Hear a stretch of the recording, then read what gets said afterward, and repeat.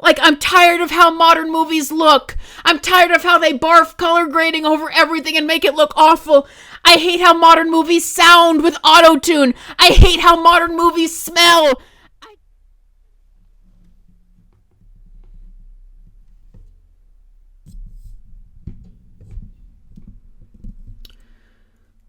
I'm gonna be 100% real with you guys. This is just 100% a candid conversation I'm going to have with you guys.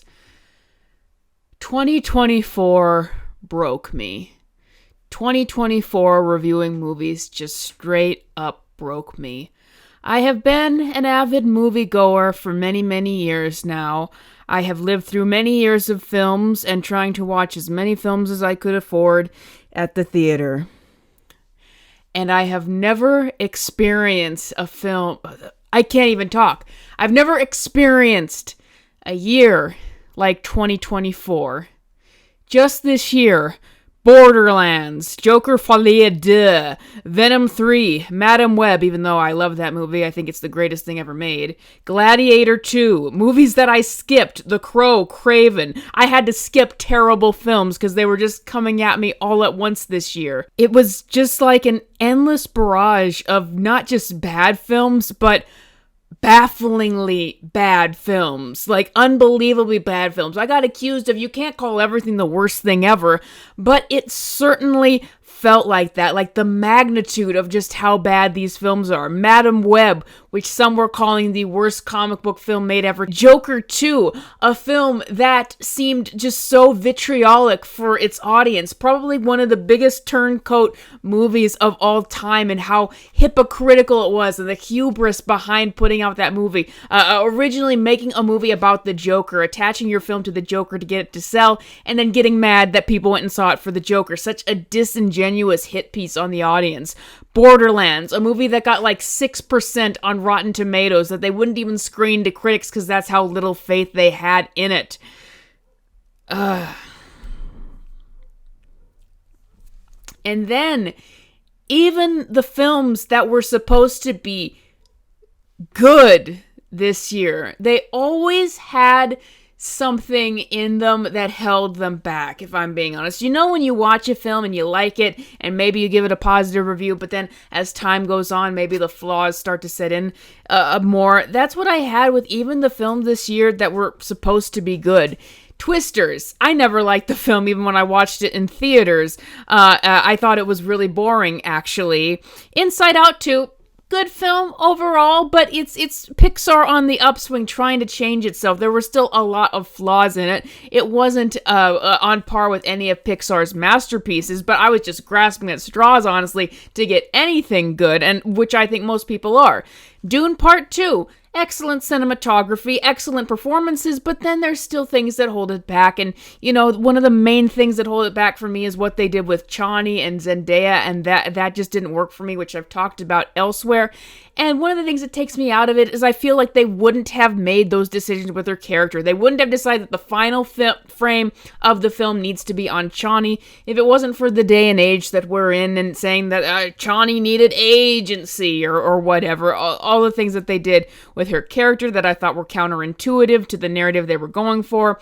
So that holds that back. And then Wicked, I gave that a very, very positive review, but I still think it is held back by its ridiculous runtime, and I'd be lying if I was saying that this experience wasn't tainted by Cynthia Erivo and Ariana Grande's hijinks. Ariana Grande being a homewrecker, Cynthia Erivo being a homewrecker, Cynthia Erivo being a narcissist. It's just always tainted by something, and always just reminding you of the people behind the screen, which you shouldn't be.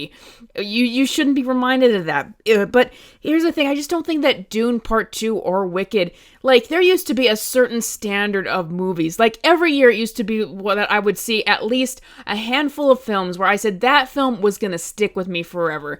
There is only one film this year that I can really say will stick with me forever. The Wild Robot. Nothing's distracting me from the outer world of whatever the actors had said or anything like that. No decisions made with it that I felt like this this was being influenced by outside factors. It was just an honest, straightforward, tight animated film. My favorite film of the year. Yes, I really love Sonic as well, but the Wild Robot just really stood out amongst all of these films because all of the good ones had something that held them back.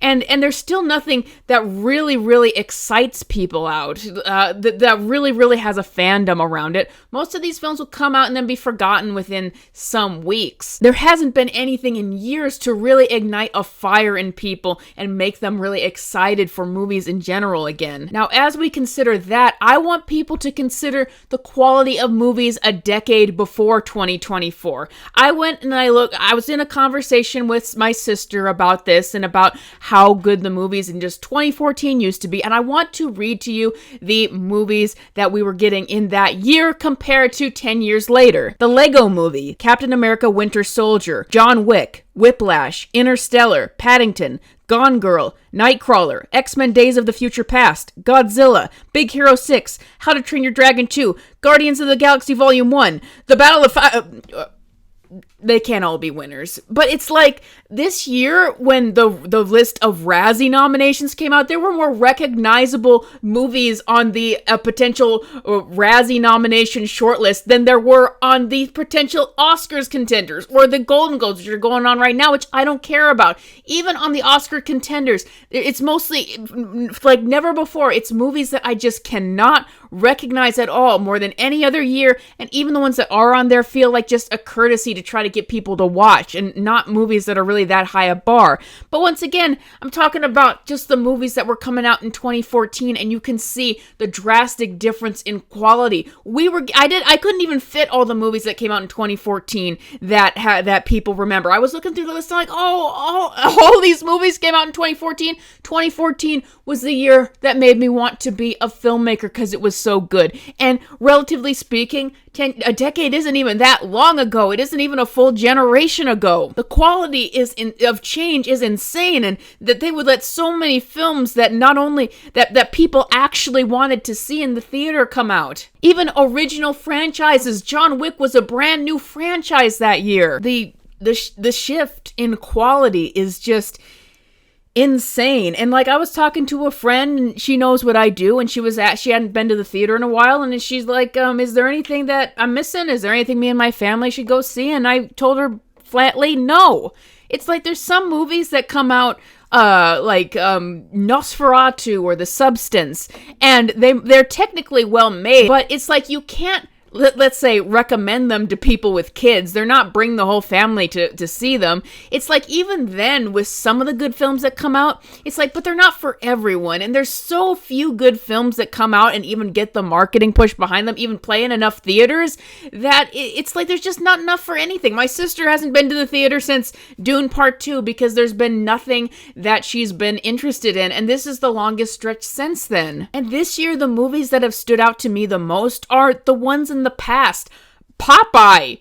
But you don't know what that movie is? It's a movie from decades ago with Shelley Duvall. Is it a great movie or a good movie? No. I was still entertained and interested in watching it, though, because of the production design. They built an entire town for this movie and the effort that the actors did to do the physicality in this movie. And it's just like looking at the movies of the past, you just see the quality there, the quality in the writing and the effort and the creativity put into them that just doesn't exist now. Even in like the mid-budget films that Hollywood has killed and that don't really exist anymore. You used to just get regular old films that used to be good watches and that people would want to go see. That's why things used to sell in theaters. I look at movies in the past, like I recently watched Unforgiven for the first time, and it's like, that is insane. That was a mainstream movie back then. You would never get anything like that today. And not just because they don't make them, but because Hollywood doesn't want them to be released. Clint Eastwood directed Unforgiven, and he won the Oscar for that movie.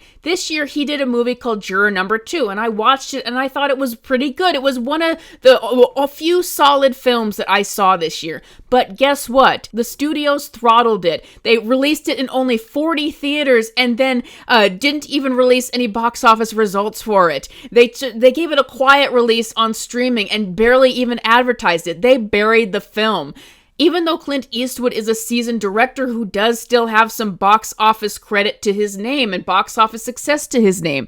And what people think is that they buried it on purpose because they don't want individual directors with a vision and a style to get their movies out there. They want to have the IP stuff, the studio-controlled IP stuff. So Hollywood has effectively killed itself. It's killed the old movie that is good. And I don't know how to get them out of it right now. Like, Golden Globes are on tonight, and every time I see all these actors and producers and people, just putting on these fancy dresses and stuff and mouthing off of these very expensive-looking venues, I'm just thinking, what are you celebrating? What are you glamorizing? There's no glamour to Hollywood right now, if there ever will be again, because all of the magic has been sucked out of movies. It's something that people don't love anymore. What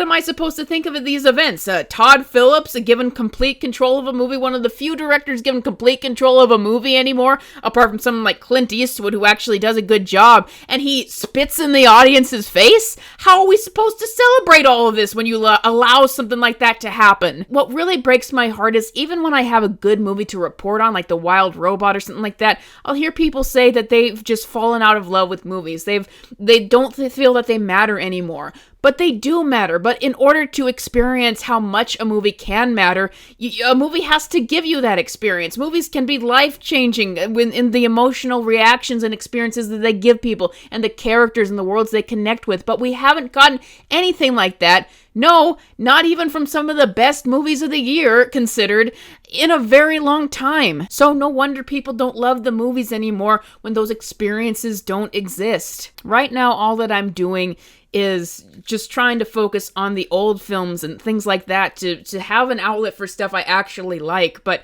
for current day, it's like we're going to have to get together and make some stuff to get us out of this rut and hope that we don't get throttled like Clint Eastwood did, because, all of the things back in 2014 and building up to that time that made me love movies, so much of them just don't even exist anymore. And it's really heartbreaking too much. And right now, I can't describe it. I'm just so filled up with everything modern movies as I've been just sitting through endless deluge after deluge of utter crap, garbage, junk in the theater all year long, just sitting there screaming my head off at the junk that has to fill my head.